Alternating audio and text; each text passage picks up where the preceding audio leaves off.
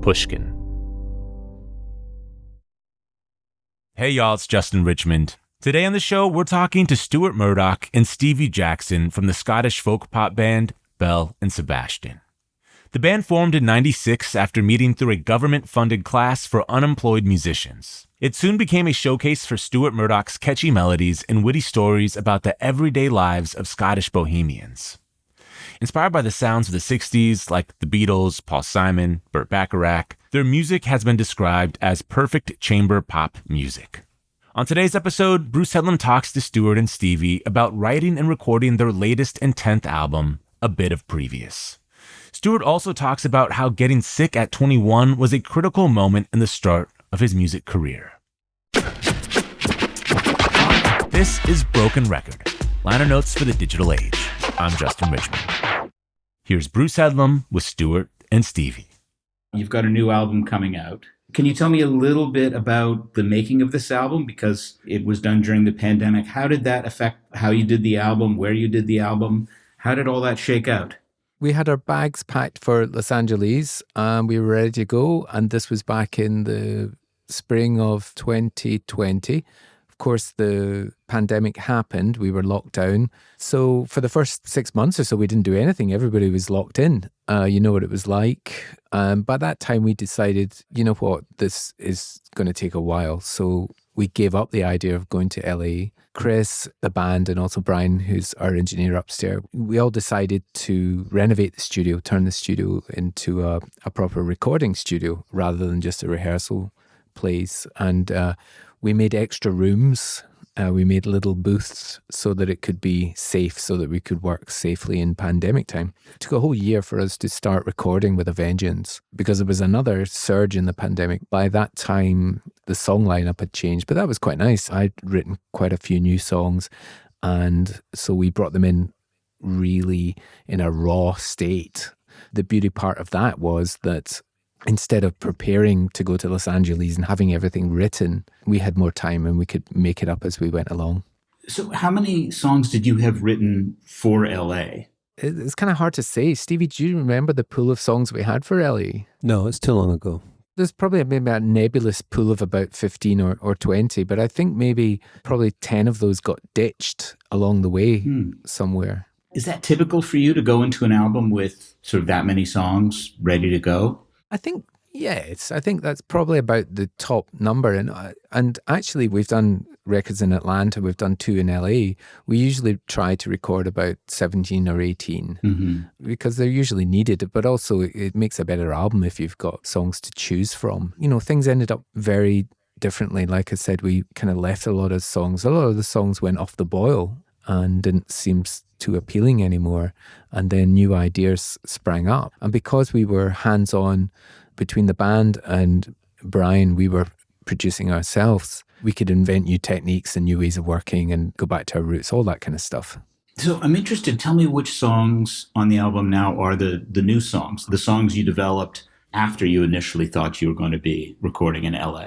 Sure. So the first song, Young and Stupid, and then I think If They're Shooting at You might have been a germ, but the words came along late on. And then certainly Prophets on Hold, that just came up on a day in the studio and was Talk to Me quite a late one as well. Stevie, can you remember? I can't remember. That was a tune that Sarah brought in. And what about your own tune? That was quite a late addition as well. Oh, yes. Which was called? Deathbed of My Dreams. That's a beautiful song, by the way. Oh, thank you. That was during the process of being here, I think. Did it end up being different than a traditional Belle and Sebastian album, that more was worked out in the studio, as opposed to you coming and the writers saying, here are the songs and choosing from those? I think we've been loosening up for a few years now. We recorded a bunch of EPs in Glasgow previous to this. And on that occasion, that was almost like a dress rehearsal for this record. We were trying different approaches, building songs up from scratch. We were meant to be working with Sean Everett in California, and we were very prepared to meet him halfway. And I think it would have been such a different record. We might have ended up writing to order. As a songwriter, I'm affected by the environment you find yourself in. I think we would have ended up writing songs especially for his production. You are such a prolific songwriter, and the band is so productive. Was this the longest hiatus you'd had away from songwriting during your career?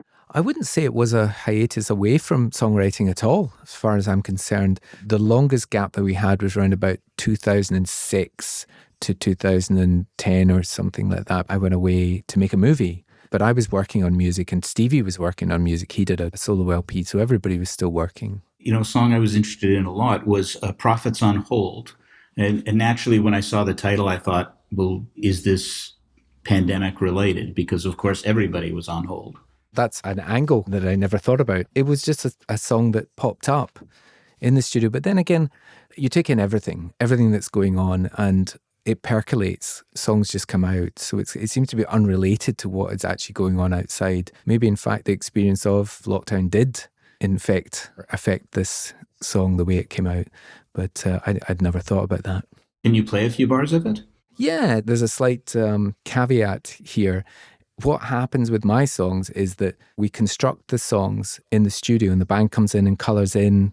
Once we get into the production and we get into the song making, I forget. I never have it under my fingers. I've never played this song from start to finish, you know, especially this one. So obviously we have to learn to play this song when we come to the concert.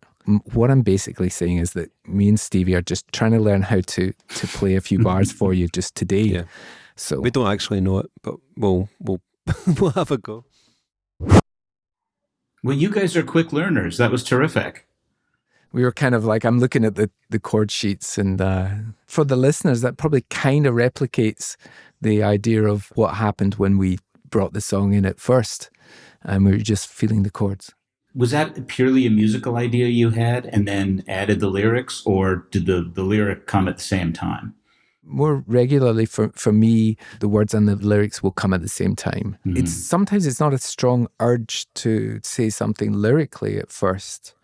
It's more likely to be a musical idea, da da da da da da, you know, and then immediately I'll try, can I call you sometime? And you might even think that would start off as a scratch lyric that you would replace later. Talk it out on the phone, but quite often your first lyrics end up as the actual song itself. It's got a great rhythm on the record. It's got the same kind of bounce as The Sound of Breaking Glass by Nick Lowe, if you know that song. Oh yeah, that's a great one. Yeah. How does that one go, Stevie?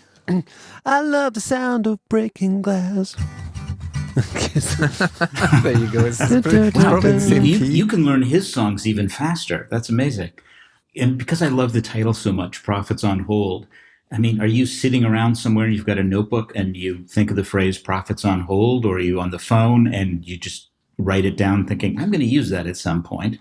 When did that occur? I take note of titles, and then sometimes they lie for years and then they become songs later on.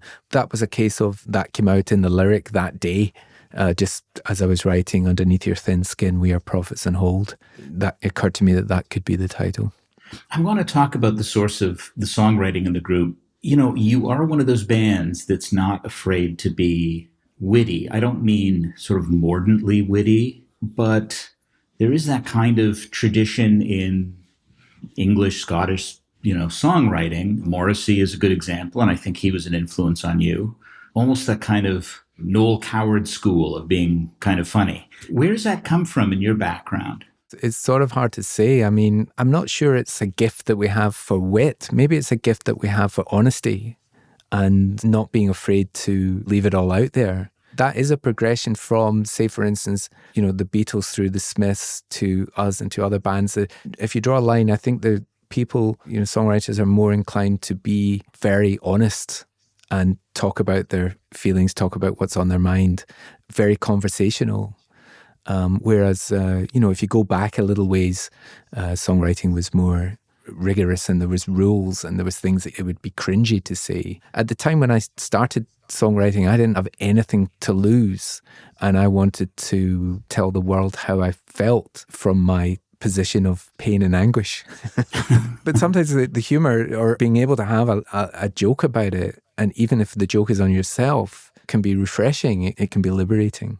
But you're known for that level of kind of wit. You know, if you're feeling sinister, go and see a minister. There are a million examples in your music. Were you a particularly literary kid? Was there a lot of reading in your background? I did quite a lot of reading as a later youth. I did everything at the wrong time. When I was at university doing science, all I would be doing was reading English literature to the extent where the way that you speak actually changes. I don't know if Stevie ever felt that phenomenon or yourself felt that phenomenon.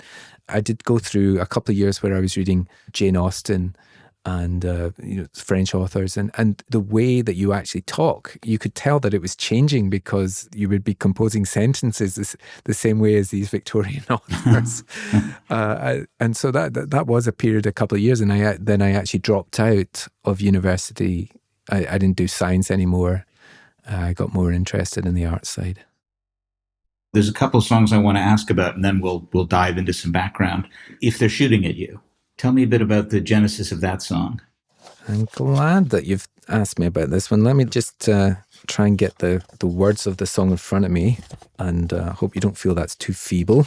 Not at all. So the funny thing about If They're Shooting at You, although I said before it was a new song coming into this, I'd had the idea for the tune for a couple of years, and I brought it into the studio pretty much the same day as Bob in the band. He brought in an idea, and this was during the time we were doing the EPs a couple of years ago. So he played me this idea and said, could you come up with words for this? And I realized it had the same rhythm and vibe as the thing I was writing. And I thought, well, this is good. I like that. That's interesting when that happens, because you can combine the two in such a way that sometimes something interesting comes from it. I find that the easiest way to combine two ideas, they probably need to have the same rhythmic feel. You can always go from chord to chord and figure out a way. I ended up lending Bob's song a section of this song, and we wrote words, and it became a song called Poor Boy. And actually was a single. But as we approached this LP, I had the idea for this song in my head. I still had the tune in my head. I felt it hadn't been fully exploited. So I wrote discrete words. I wrote separate words. I actually said to the band beforehand, if you don't think this is too lazy of me, could this be a song? Could we try this song? So maybe like if there's Belle and Sebastian fan listening just now, they might be able to reference part of the song. Will we play you a verse or something from the... That would be great. We'll just give you a little taste. That's lovely. What was behind the feeling of that song, the lyrics of that song? It started off very personal and became more general. It was me looking out there at stories that were in the news. If you look at the news any day, there's stories about violent oppression. Like I said, I started singing from the way that I was feeling, and then I started writing from the perspective of the things that were happening, that I could see happening to other people. And sometimes things that are happening to you, they're quite small compared to the things that are happening to other people. People are dying, people are being tortured, people are in prison. There's terrible, terrible things happening. And what do you do? I can't imagine facing those things. But I know, and I've seen it, people have faith. Sometimes that's the only thing that can get them through it. I know faith isn't for everybody, but I've experienced faith, but also I've seen faith at work in other people. And I know that at that point of disaster, the point of even death, that sometimes faith is the only thing that's going to do it. And so that's the second half of the song, really. Now, when you talk about faith, because you're a practicing Buddhist, you're also a Christian, do you mean religious faith in that sense, or another kind of faith? In the sense, it's a religious faith. And although I am a Christian and would say not so much a practicing Buddhist, but obviously very interested in Buddhism. I don't mean to be pedantic. If you're a practicing Buddhist, you go for refuge to Buddha. But I'm a Christian, so I go for refuge to God. Mm. And so that's who I feel that I'm talking about in this, that God is actually a voice in the song. Oh, I see. Like many of your songs, it starts as a conversation, something you announce you're saying to another person. Is that what the two voices are in the song? What happens, it becomes the person that I was thinking about the oppressed person and God is saying they might do terrible things to you, but I've got your back. This might mean that this experience goes beyond this life. And I know that that's maybe hard for some people to imagine or some people to take, but I feel like we have to look beyond. And, in the song, God is getting this person's back. You talked about sort of seeing things in the world, particularly with this song, that, were terrible things. It doesn't strike me as an angry song, though. Malcolm and I just did a big project with Paul Simon, and I don't think it made the final cut of the project, but I do remember asking him if he ever wrote out of anger. And he said he did, but he works on the song until all the anger is gone. How do you see sort of anger in your songs? Do you see anger underlying this song? No, not so much this song. And it certainly, to be honest with you, I've had to work on anger issues in my life. Mm-hmm. I think we all have. I think perhaps many of us mellow as we get older. We're constantly trying to become more patient, especially I've had kids, and having a kid or kids is a lesson in patient acceptance. You're working on your anger constantly when you have kids. So I had more issues when I was younger. Stevie would probably attest to that. And, things could get quite spiky in the band and in everyday life. And sometimes that would leak into some songs that I could think about. But in this case, I think the song is looking for a different solution, even though terrible things are happening to people. And anger sometimes seems to be an appropriate response.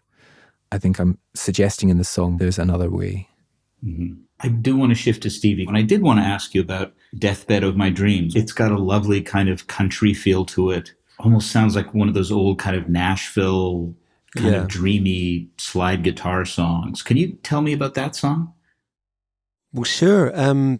Without getting sued, it's the first time I wrote a song in a specific way. There was a song in my head which already existed. I basically wrote my own words to someone else's song, and I'd never done that before we got the folk tradition or something.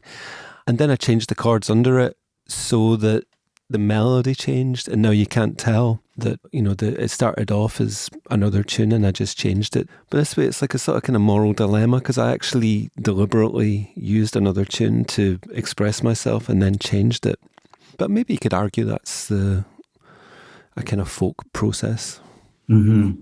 Yeah, it's very common in folk and country music. I'm interested, it's got a beautiful, very distinctive sound on the record. Now, your albums are always full of different sounds. The song we just talked about, If They're Shooting at You, which we made sound fairly grim, actually sounds like a great Burt Bacharach song. Yeah. Deathbed of My Dreams has a very particular sound. Was it the sound of this other song that attracted you? Stuart and his songs, and our producer Brian, the aforementioned song, If They're Shooting at You, I think they took a long time to get the rhythm of it, or, they spent a lot of time in the studio getting it right. And I just don't have the patience for that kind of thing. My kind of way of working is that kind of audio verite thing. I just assemble the musicians, play them the song, and whatever will be, or we try and capture something, or, usually try and capture it fast. I think like with this song, I think it was in C, and I just said, look, just play whatever you want. I gave a couple of counters and it didn't quite happen. Then we had a coffee break and I said, let's do it in A. and then it just kind of came together quite nicely, and we got it in a few takes. That's certainly my memory of it. And then Brian and I overdubbed a steel guitar, which Dave played. The way it kind of came out, it did sound like that kind of Nashville 1961 kind of sound. So we kind of pushed it that way a little bit, like Dave, our bass player, he'd done that classic Nashville thing of he doubled his part with a Fender 6 guitar along with a kind of upright bass kind of feel. So it has that kind of two basses playing, which is a very Nashville kind of sound. It's a beautiful song. There are a couple of songs on this album, I think maybe particularly the performance of Unnecessary Drama, that it felt like you were a band that was desperate to play live again. It just kind of had more aggression, more kind of a live kind of feel. Were you itching to get back out in front of a live audience when you were recording these? I would say no. Personally, Really? no. No. Yeah. The key thing about this song is that this song is Bob's song. Bob isn't here to tell his side of things, but Bob is, he's very organized, and he had a plan for this song. He had a sound. He has everything meticulously planned out. So this is very much his sound. When I am in the studio, I don't care whether I'm in Atlanta or LA or London, you're sort of in a womb. You're in a very safe place. And that's why it's a wonderful place for songs to be born. I like studio stuff. I like a studio sound. There's a lushness. I like middle of the road 60s and 70s records. For me, it's complete yin and yang. But of course, as members of the band, we're all ready to support the person whose idea and whose song it is. Mm-hmm. So we're really happy to. Stevie, did you suggest the harmonica, or did Bob suggest the harmonica? No, it was Bob, yeah. And it was actually an overdub. I didn't record it with the band. Bob did all the guitars on it because he's, like I said, there's nothing I can add to it. It's like a military campaign when he does one of his songs. Honestly, it's all so thought out, and as a guitar player, there's nothing I can add to it, so I just leave him to it. But on the day, we'll come and play harmonica on it, and that's just what came out. What you said about the studio being a womb and not thinking about playing live. So I have to ask you if you watched the Beatles documentary, Get Back. Oh, sure, I did. I had a 3D party at my house.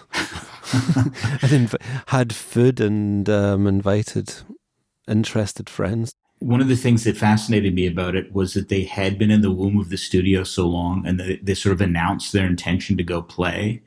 And there was that just stress between just playing for themselves and making things up and knowing they had to get in front of an audience. Did that trigger any memories or any studio trauma of your own? Going through that stress now, yeah. The transition from studio to live is so different. You have to relearn all the songs. You have to be prepared to get up there and face the music, face the audience, and it's such a different thing. And even today, you've kind of inspired us to get our finger out and get moving a little bit. And even having a rough play through some of these songs has built a bit of confidence for me, because I'm thinking, no, that tune's okay. That's a tune. That you don't need to hide behind studio trickery. It'll be okay. Could we maybe play a verse of Unnecessary Drama for you? Sure. Even though it's a hard-hitting song, I think it's a nice pop song, even when you strip it down. So if I can just add, something occurs to me that I kind of like this one because it's, when someone else writes music for Stuart, it maybe puts them in a position which he wouldn't find himself in, if he was, writing for himself, which he does. Instead of just having a feeling, I thought, what are the words going to be about? I'm going to have to tell a story. I'm going to have to ride on the song. And I ended up kind of telling a story about my friend. Yeah, and I didn't play guitar on the record. I played harmonica, so I think I've just learned it. So here it goes. Okay, they're going to be holding up their lighters for that one. That's going to be a big concert. That was my pleasure. That was wonderful. Thank you, good, Bruce. That's good. I'm glad you're instilling us with confidence. I feel that's my job now. I didn't think it was going to be my job. Here's a performance of their song, Young and Stupid. That was fabulous. Well, let me ask you now about the origins of that song. How did that come about? This was like Prophets on Hold. This was like a walk-up song where I was kind of walking into the studio, and I might have actually woken up with the tune of this and then sort of just tumbled out of bed and walked into the studio thinking about the tune, coming to the piano and just writing down the words. It was definitely the quickest of all the songs. Something that's to be noted about these sessions was, because we were still in a form of lockdown, the band members with kids were on duty. They couldn't do full days and they had to work around families. We were so lucky. We actually had a friend staying who was our au pair, and so I got to come in every day because I've got kids. And so there was a couple of songs that we actually built up with drum machines, and Young and Stupid was one of them, Prophets on Hold, and mostly the first side of the record. But then Richard would come and play over later, and he would add his own inimitable groove to it. The lyrical idea for the song, because you've written so many great songs about being young and being in school and being in those strange kind of in-between times in your life. Is this kind of looking back now and thinking I was stupid the whole time and that's kind of a good thing? I think it's a classic Glory Days song. The song very much exists and was written from the present, i.e. I'm in this position now, I'm in a dark spot and I'm looking back on glory days. Most of your glory days, you probably wouldn't really want to go back, but it's rose-tinted spectacles, isn't it? And I had a cutoff point, which was probably about 1990 when I started to wise up a little bit. But my glory days were from 85 to 90 because I had these, that I was just running wild with so much energy, but not having the wisdom really to know how to use that energy wisely. Most people, if they are in a hugely successful pop band, would say that their early days in the band were their glory days. Your glory days predate being in a band? Well, I had a specific thing that happened to me was in 1989-90, I got sick. Before that time, I had boundless energy. And then I got this thing called ME, chronic fatigue syndrome, where my energy went off a cliff and it changed my life radically and forever. So it's easier to look beyond that point now when I think of just having that great energy. And you were how old when that struck you? So 89, I'll be about 21. Mm-hmm. And so you dropped out of college at that point? Dropped out of everything. I mean, I ended up in hospital. I ended up living back with my parents, which was, talk about stepping back into the womb almost. Mm-hmm. The first part of that, was a lot of that just searching for the diagnosis, trying to find out what had happened? I had a good year and a half when I was going downhill and I'd be seeing doctors and it was actually my mum that said, oh God, I hope it's not that ME, because she was a nurse and she knew people with ME. And so she was the first person really to diagnose me. And so it turned out that that's what it was. And they didn't know much. They couldn't really help me. There wasn't much they could do. Maybe the next 6 or 7 years, there was what I would call my wilderness years, almost splitting life up into. And what were those years like? What was your day? When I was back staying with my folks, do you know what a greenhouse is? Do you call it a greenhouse in America? Sure, it's like a glass house. They had a glass house that my dad had built. And for most of the year, it was definitely the warmest place. So I used to go in there and sit with the tomato plants that he was growing and try and just grow. I would sit in an old deck chair with my reading for the week. And, I would vegetate in the morning and try and grow like a baby tomato plant. And then in the afternoon, man, this is taking me back, it just shows you that the day was cut into portions because you only had so much energy. So in the afternoon, I had a friend, Michael. Now, Michael had the same thing that I did. We became friends and we would just, we'd meet up and we'd play Scrabble, or we'd drive around the countryside, we'd try and get some nature. And later on, we try to play tennis, so we'd try to build up our energy. Mm-hmm. Did you despair that you would never recover? I think in the first couple of years, there was a shock and then there was a getting used to it. But what happened was that maybe about 3 years in, I had been sort of going along the bottom, nothing much has improved. I paid a lot to see a doctor and he said he was going to make me better. And he took me for 6 months and he was giving me all sorts of alternative therapies and medicines. And at the end of the 6 months, he told me he couldn't help me anymore. And that was harsh. That was the point where I actually, had a bit of a breakdown. So things got pretty dark for a while. But actually, in a sense, it sort of shook me up. Something happened that I became almost so desperate that I tried to change things. I really tried to see more people, to get out, to make more of a connection. Michael and I moved back to Glasgow. We were determined.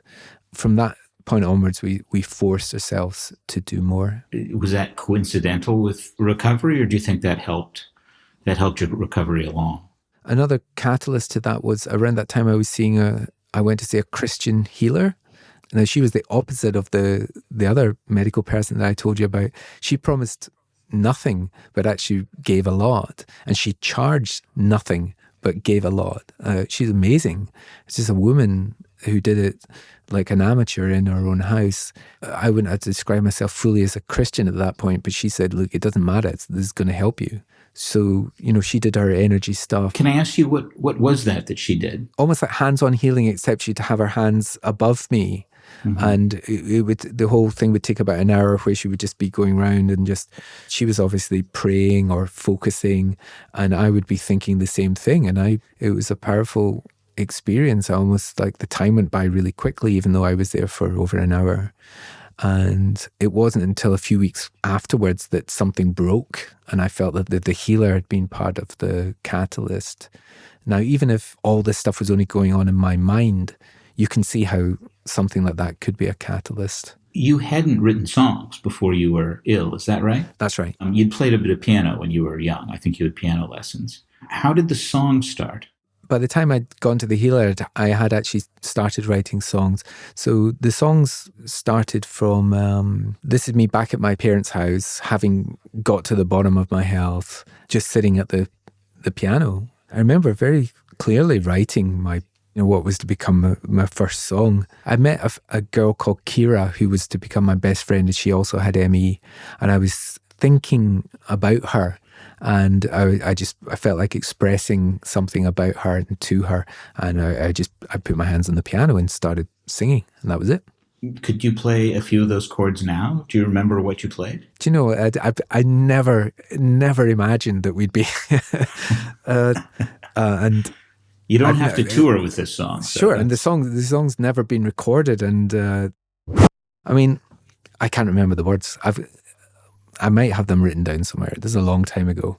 That's all I can remember. But kind of that was enough, to get going. Okay. How long was it before you wrote a song that became a recorded song? Yeah, that's a good question. When I realized that this was a thing, that maybe I could do this, that even as a hobby, I should try to, it made me feel good. Every song that I did, it would take me a month. It would take me a month and a half. It would take me a long time just to try and wrestle this. So I would say after maybe 3 years of that, the pace picked up. And I think it helped that I picked up a guitar as well, because it was easier.